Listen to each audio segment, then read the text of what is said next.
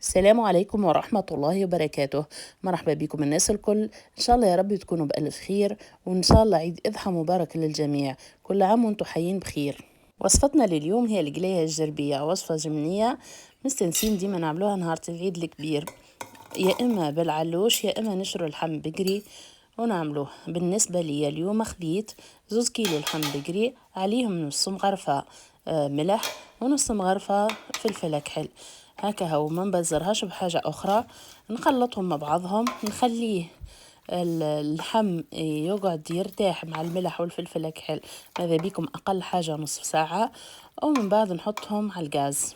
النار يلزمها تكون متوسطة، ما تكونش هادية وما تكونش قوية باش يطيب اللحم على راحته. بالنسبة للقلاية الجربية راهو ما نبزروهاش، كان بالفلفل الأكحل وبالملح، وفي الاخر زادة بالكل نزيدوها الكركم. ونصيحة اخرى رد بالكم زادة تزيدوا الماء، ما نزيدوش الماء في القلاية الجربية، راهو اللحم يصب الماء متاعه ويطيب سلة سلة في الماء متاعه، خاطر هو اكيد باش تسيب العصارة متاعه يطيب بشوية بشوية في الماء حتى وين ينشف الماء، باش بعتالي تشوفوا المرحلة اللي بعدها. ونصيحة أخرى رد بالكم تحركوها بالمغرفة القلاية الجربية خاطرها تتفتفت، نحركوا الطنجرة بشوية، نشدوها من العراوي ونحركوها، ورد بالكم زادة من ماء القلاية خاطر ينجم يتنطر عليكم وتتحرقوا بشوية بشوية. شوفوا القلاية نخلوها حتى وين ينشف الماء متاعها للآخر، ومن بعد نزيدو نصبوا عليها الزيت. شنو هو الزيت اللي نستعملوه للقلاية الجربية؟ هو زيت الزيتونة، ما نستعملوش حاجة أخرى خلاف زيت الزيتونة. زيت الزيتونة نصبوه يلزم يغطي القلاية. وعلى فكرة ثم حاجة ناقصة للوصفة اللي هي شحم الكلاوي. شحم الكلاوي يخلي القلاية تصبر أكثر وقت ممكن. ما عنديش شحم الكلاوي، ما عملتش فيها الوصفة، أما راهو هو نقصتها.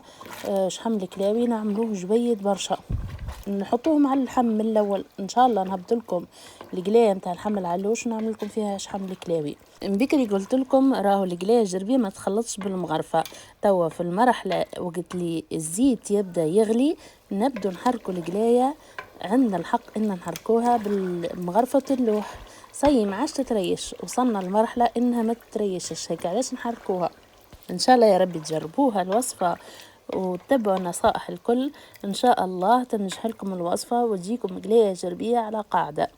صحيح برشا بقايا في تونس يعملوها، اما ما يعملوهاش بنفس الطريقة، يديروا فيها الكبدة، ما نعرفش حاجات اخرين بصراحة، ما نعرفش. توا في المرحلة هذه وقت اللي يوصل اللحم يحمار بالطريقة هذه، صي قريبات الطيب القلاية، نخلوه يشكشك، شوفوا يعمل حتى الكشكوشة على الزيت، هيك تعرف اللي هي القلاية صي طابت واحمر اللحم. في الاخر نزيدوا مغرفة صغيرة كركم، ما تزيدوش اكثر خاطر تنجم تمرر لكم، ونطفوا الغاز. صي هنا طفيت الغاز. كملت الوصفة وحضرت، ونحضروا صحيفاتنا على بكري ونحطوا فيهم اللحم. شوفوا ما شاء الله تبارك الله القلاية كيف هجت. بالنسبة للقلاية نودوا بيها العائلة الكل، نذوقوا عائلتنا، ان شاء الله تعجبهم، وان شاء الله تعجبكم الوصفة، وان شاء الله تجربوها. في اخر الفيديو حبيت نقول لكم ان شاء الله كل عام وانتم حيين بخير، ربي يفرج هم المسلمين في جميع الدول الاسلامية يا رب. ما تنسوش باش تشتركوا في القناة وتفعلوا الجرس باش يوصلكم كل جديد. الى اللقاء ان شاء الله، نتقابلوا في فيديو اخر يا ربي.